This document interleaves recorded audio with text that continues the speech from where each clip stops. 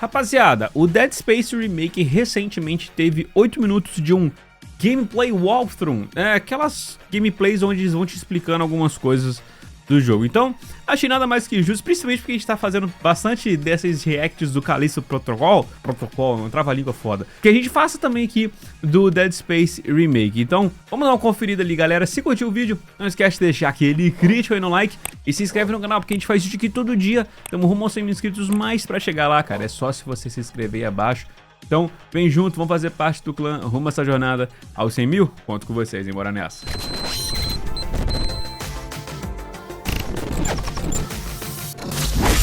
Fala galera, aqui é o Kaká, já vamos direto conferir essa gameplay. Felizmente, cara, tem legendas oficiais em português, né? Tantas vezes que a gente bota aqui legenda automática, né?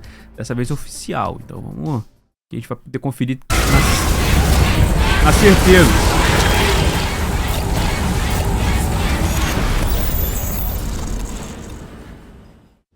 Hi, my name is Philippe Ducharme, Senior Producer on Dead Space.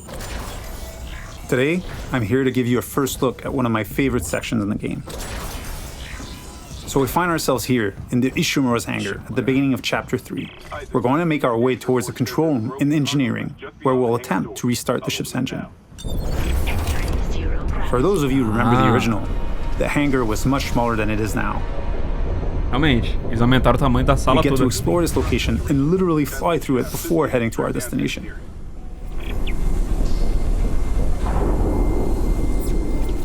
Navigating between chapters without load screens or having a camera cutaway is part of how we've reimagined the Ishimura for the remake. We don't need to rely on the tram as the sole way to get between chapters. It is now a seamless, interconnected ship. Isso é bacana. Acabar com a tela de loading, sou inimigo da tela de loading. Entering vacuum.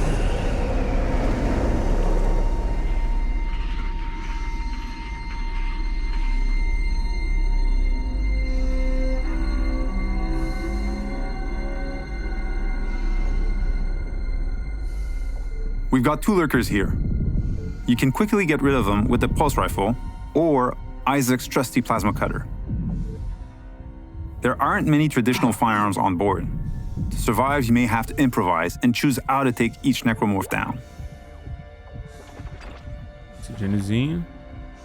We're now entering the ship. We have a lot to show you, so let's skip ahead to Chapter 3.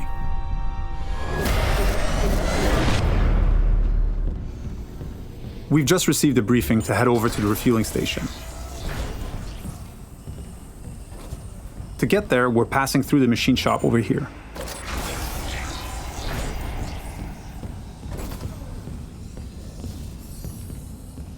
If you needed to backtrack or simply wanted to explore the ship further,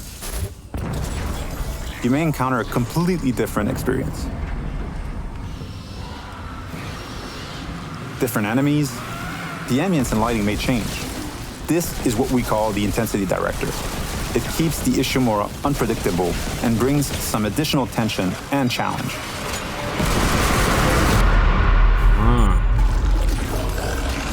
Bacana que se você revisitar, vai ter novos inimigos e o ambiente vai estar diferente. Eu não me lembro se isso tinha no original. Eu joguei muito pouco do original.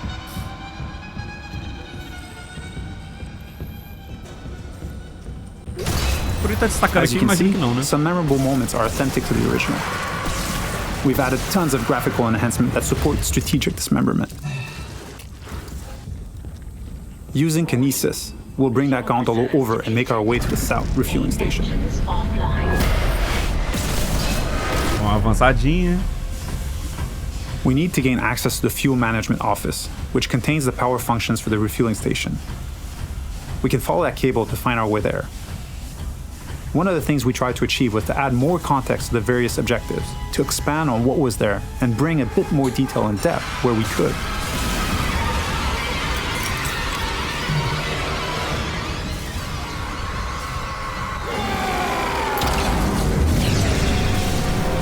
Do slow motion.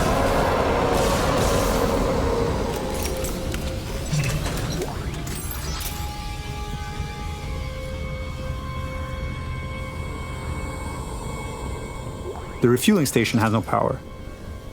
We can look for a way to access the fuel management office.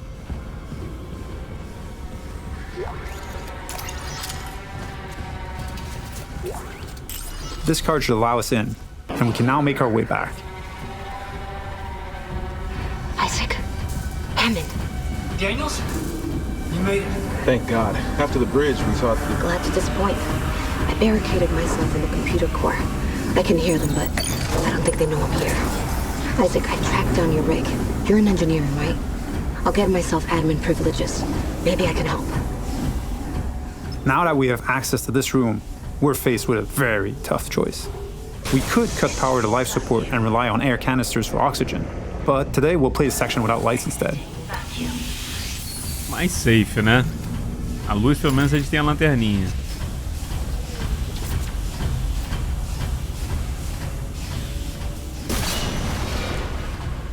E...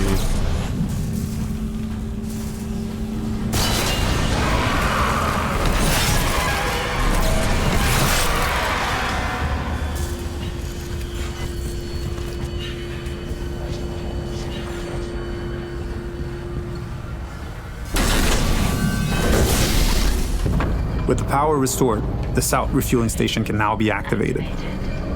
Sufficient.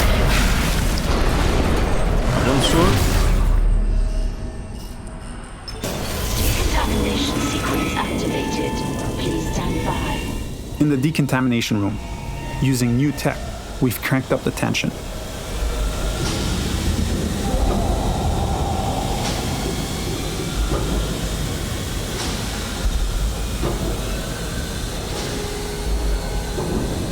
Dynamic smoke creates that thick and opaque atmosphere that makes you lose track of the lurkers, even when they're right next to you.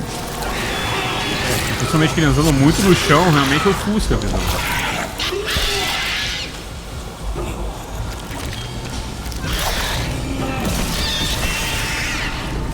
It adds to the claustrophobia, the feeling of being locked in with a pack of necromorphs.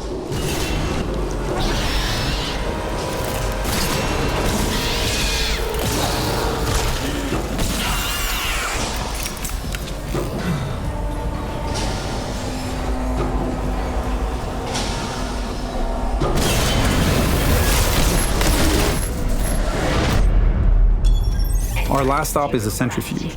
It's offline, and the Ishimura is getting dragged down to the planet below. Please attach generator modules. We've added so much detail in here. Particle effects, lighting, floating debris. We wanted this room to be imposing and tell a story at the same time. It's a lot more impressive, and its size makes it harder to keep track of the incoming necromorphs. So audio plays a huge role here in identifying the direction of threats. Muito foda que, tipo assim, em qualquer lugar que atira, mesmo que não dá aquele dismembered, né, a pele sai, né. With one of the generator modules back in place, we can head to the second one. Flying in zero-G and not being anchored to the surface makes spatial awareness extremely important. Combat encounters can quickly become deadly, especially with leapers.